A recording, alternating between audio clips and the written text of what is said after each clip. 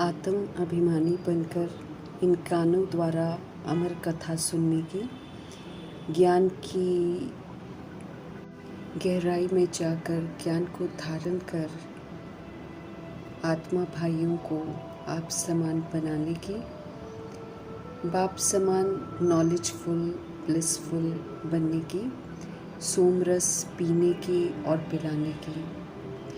सोमनाथ परमपिता परमात्मा की हम आत्माओं के लिए आज की मुरली से शिक्षा। ऊंची स्मृतियाँ, ऊंचे कर्तव्य। ऊंचे ते ऊंचे परमपिता परमात्मा हम आत्माओं को सच्चाई की समझ देकर ऊंचे कर्तव्य करने की समझ देते हैं। ऊंचे कर्तव्य करेंगे तो फिर हम आत्माओं के द्वारा किए हुए जो कर्म हैं, उल्टे कर्म जो हमने किए हैं, उसका जो कर्ज है वो चुक्त होगा। जब हम सत्य मार्ग पर चलते हैं तो हम आत्माओं की सच्चाई, हम आत्माओं की समर्थी की परीक्षा होती है, जिसमें माया एक बहुत महत्वपूर्ण भूमिका प्ले करती है। तरह तरह के विघ्न लाती हैं, दिल शिकस्त करने की पूरी कोशिश करती है, विस्मृत करने की बहुत कोशिश करती है। सर्वशक्तिवान शिव पिता परमात्मा हम आत्माओं को समझ देते हैं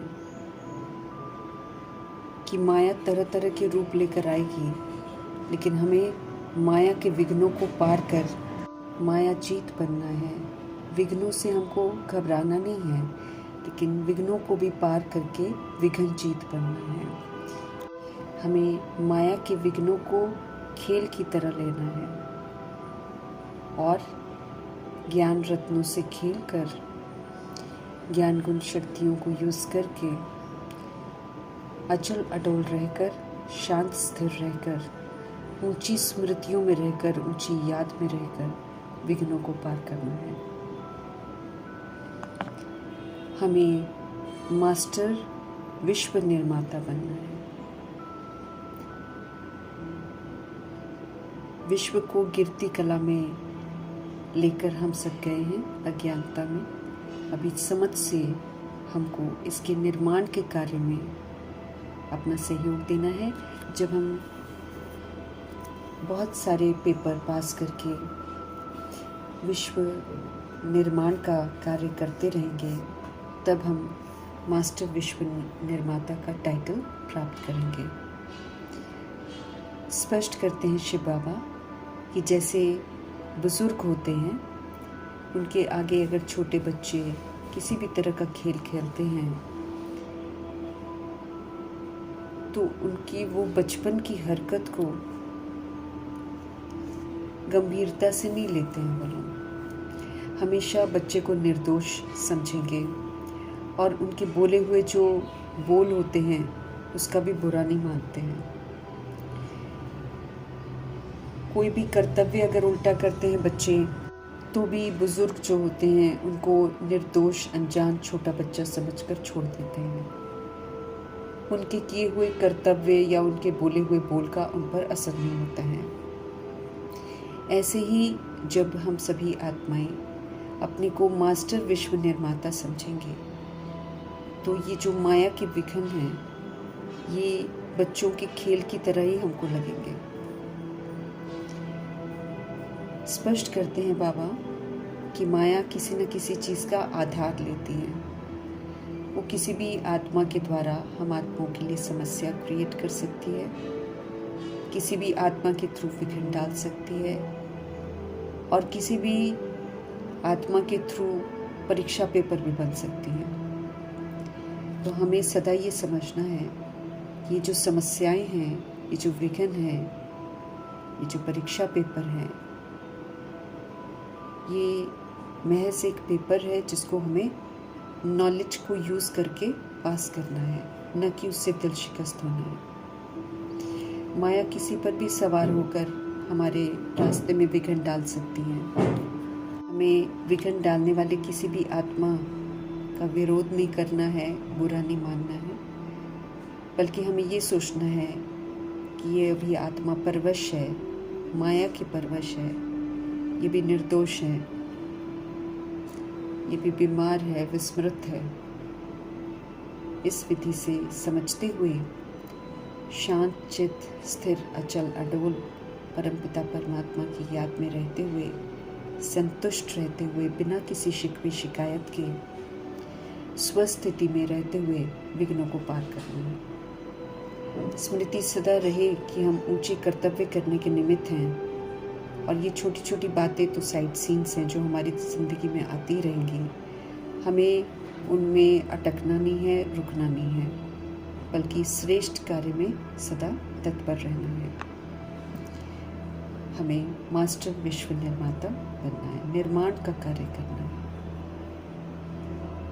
ऐसे रुकावट में आएंगे, वशीभूत हो जाएंगे तो ये तो हम डिस्ट्रक्शन वाला काम करेंगे। इसलिए सदैव जागरूक रहना है, किसी भी तरह की एक्सपेक्टेशंस किसी से नहीं रखनी है, पेपर समझकर सारे विघ्नों को पार करना है।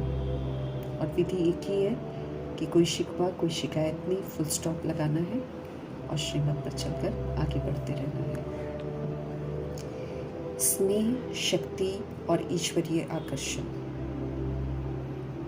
बाबा कहते हैं जब हम स्वयं को इनसे भर लेंगे और सबको स्नेह का सहयोग देंगे, सबके प्रति स्नेही रहेंगे, सबको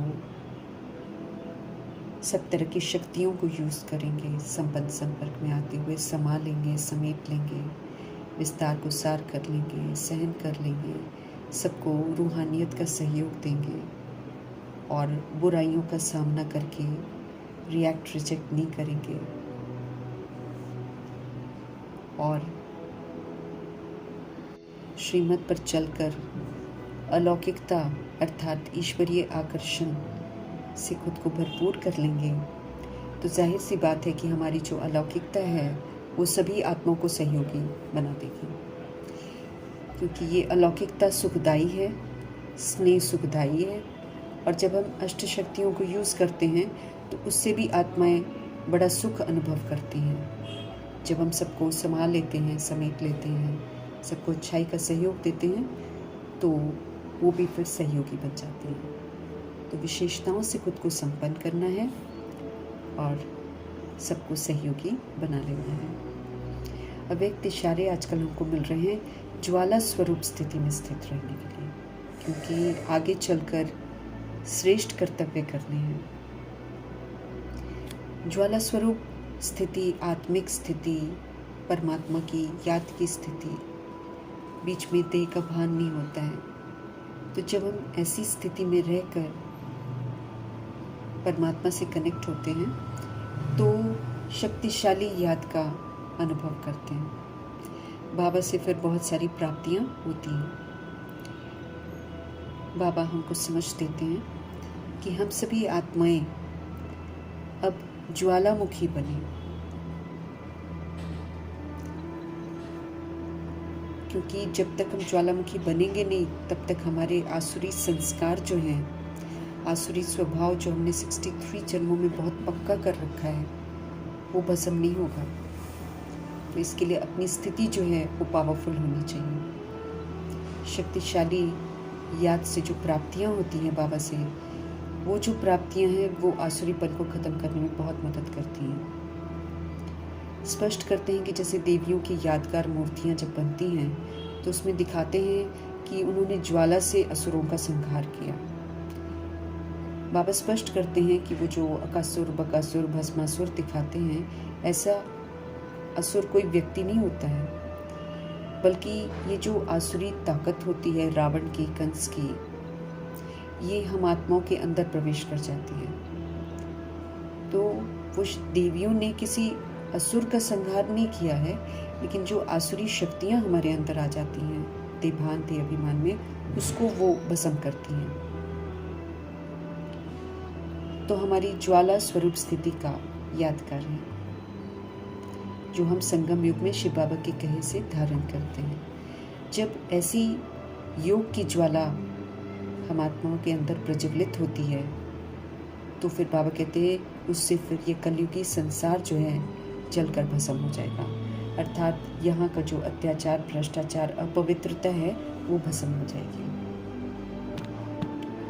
तो समय इस विधि से आसुरीपन को खत्म करने का आ गया है, इसलिए बाबा हम आत्माओं को बोल रहे हैं कि अपनी ज्वाला स्वरूप स्थिति बनाओ।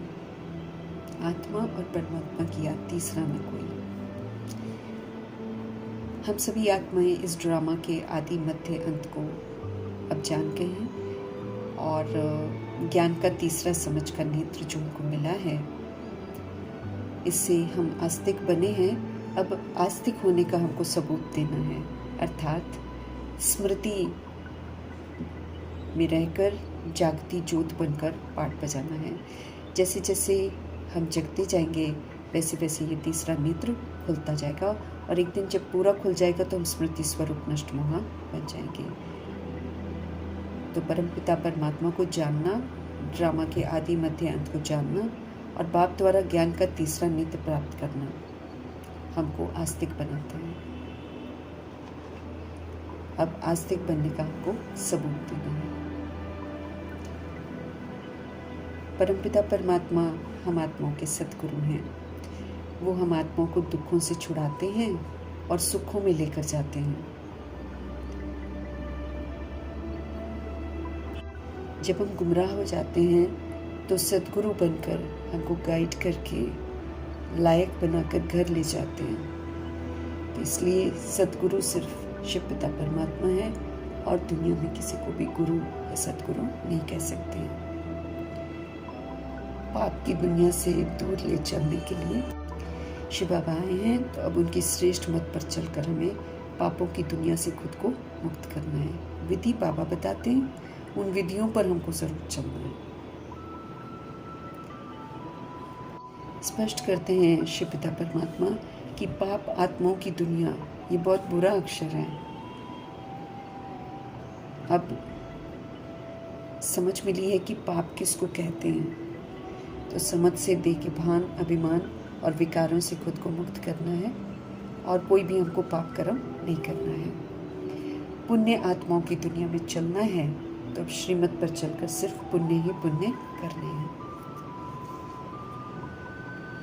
नर्क से अब स्वर्ग की ओर हमको चलना है। स्वर्गवासी बनने के लिए क्वालिफाई करना पड़ता है। सर्वगुणों से संपन्न बनना पड़ता है। 16 कला संपूर्ण, संपूर्ण निर्विकारी, मर्यादा पुरुषोत्तम और संपूर्ण अहिंसक बनना पड़ता है। पतित दुनिया से पावन दुनिया में चलना है तो नर्क की जितनी भी आदतें हैं उनको पूरी तरह छोड़ देना है। एक भी अंश नर्क का रह गया तो स्वर्ग में प्रवेश नहीं कर सकेंगे।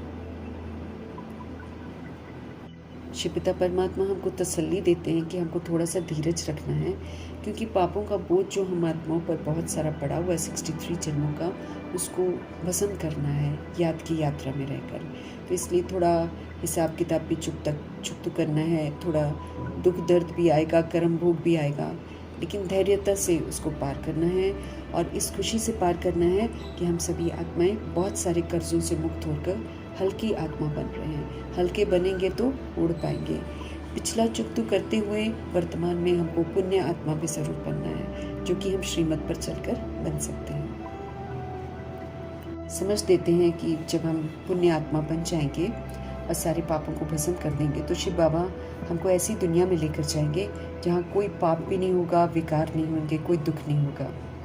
लेकिन थोड़ा धैर्यता से हमें हिसाब किताब, पुराने अकाउंट्स ज़रूर क्लियर करने हैं। शांति धाम, सुख धाम में जाने के लिए लायक भी बनना है और शरीरी भी बनना है और साथ में ज्ञान गुण शक्तियों से संपन्न भी बनना है।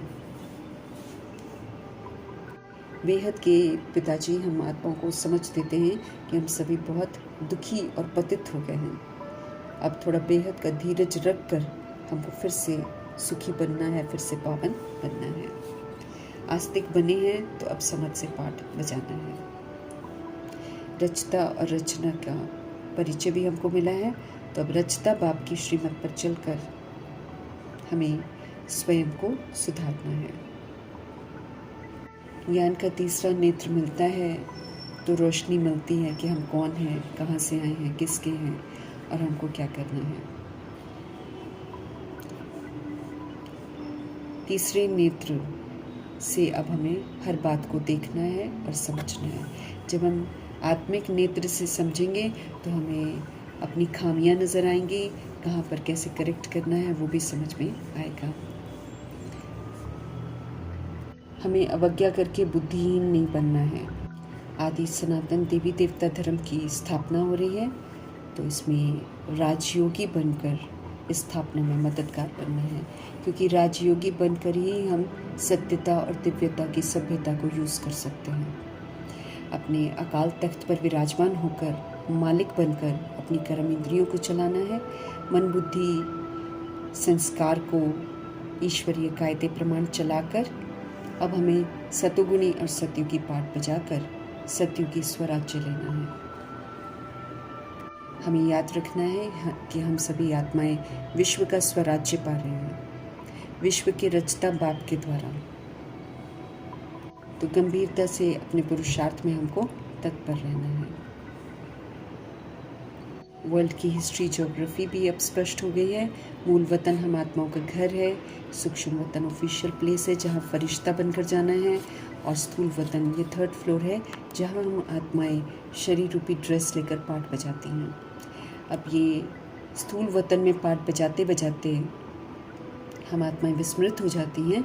अभी पुनः स्मृति में आकर अपने पाठ को करेक्ट करके इज्जत से अपने घर मूल वतन में जाना है, और पहले सूक्ष्म वतन में सूक्ष्म अवस्था में जाना है फरिश्ता बनकर, फिर वहाँ से साजन शिव बाबा के साथ वापस घर जाना है। मूल वतन हम आत्माओं का निवास स्थान है, और हम आत्माएं कभी भी ज्योति ज्योत नहीं समाते हैं। हम अभी अशरीरी बनकर घर वापस जाएंगे, फिर वहाँ से पुनः ड्रामा शुरू होगा, तो अपने अपने पुरुषार्थ के अनुसार फिर से ड्रामा में प्रवेश करेंगे। अभी स्वीट होम में चलने के लिए हम आत्माओं को परमपिता परमात्मा स्वीट बना रहे हैं। सब तरह के वैर विरोध, सब तरह का देह का भान हम आत्माओं के अंदर से खत्म करने की समझ दे रहे हैं। हम आत्माएं अविनाशी हैं, हम कभी भी विनाश नहीं होते हैं। हम सभी आत्मा रूपी एक्टर्स हैं। संगम युग में शिव बाबा आकर हमको अच्छी एक्ट करनी सिखाते हैं, तो अब अच्छी एक्ट करके हमको फिर से हेल्दी वेल्दी हैप्पी होना है, फिर से हमको धनवान बनना है और उसका सबूत देना है। ये बेहद का ड्रामा है, ये पूरा हो रहा है, फिर से रिपीट होगा। इस ड्रामा में बाबा कहते कोई भी चेंजेस नहीं होती हैं, हम जो करते हैं वो फिक्स हो जाता है, फिर उसी प्रमाण हम पाठ बजाते रहते हैं।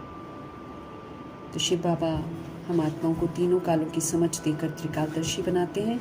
अभी त्रिकालदर्शी बनकर सोचना है, बोलना है, कर्म करना है, ताकि हमसे कोई भी गलती ना हो, क्योंकि जो हम करते हैं उसकी भोगना हम ही भोगते हैं, तो चाहे वो अच्छी हो चाहे बुरी हो, और वही फिर फिक्स हो जाता है और वही फिर सामने आता है। तो सोच समझ कर पाठ बजाना है। बाकी त्रिनेत्री बनाते हैं, तीसरे नेत्र से हम हर बात को यथार्थ समझ सकते हैं। तो ये जागती ज्योत बनकर पाठ बजाना है। ये नेत्र कभी बंद ना हो, इसका ज़रूर ख्याल रखना है। देह के भान और देह के अभिमान से खुद को दूर रखना है। इस समय जब हम ब्राह्मण बनते हैं तभी हमको तीनों काल का ज्ञान मिलता है और तीसरा नेत्र मिलता है। बाकी और किसी युग में नहीं मिलता है और किसी वर्ण में हमको नहीं मिलता है। जितनी भी नॉलेज मिल रही है उस नॉलेज को प्रैक्टिकल में अमल में लाकर हमको नॉलेजफुल बनना है। नॉलेजफुल होंगे तो फिर हम पावरफुल बन सकेंगे, क्योंकि अपनी जीवन शैली जो है अब उसमें समझ का पाठ हमको बजाना है। हमें शिव पिता परमात्मा को बहुत प्यार से याद करना है। जितने प्यार से वो हम आत्माओं की पालना कर रहे हैं, जितने प्यार से वो हमको स्वर्ग का वर्षा दे रहे हैं, उतने प्यार से हमें उनके कहे अनुसार चलना है और अपनी बुद्धि को उन्हीं में एकाग्र करना है। हम प्रीत बुद्धि होकर चलेंगे तो विजयंती बनेंगे, लेकिन अगर हम इस विनाश काल में उनकी अवज्ञा करते हैं और उनसे विपरीत होकर चलते हैं तो फिर विनशंति होते हैं, अर्थात सचखंड में कहीं भी हमको आने का पासपोर्ट नहीं मिलता है, सज़ा अलग खाते हैं। मीठे परमात्मा की श्रीमत सर्वश्रेष्ठ है। हमें उनकी श्रीमत पर चलकर अपने आप को संपन्न और संपूर्ण बनाना है।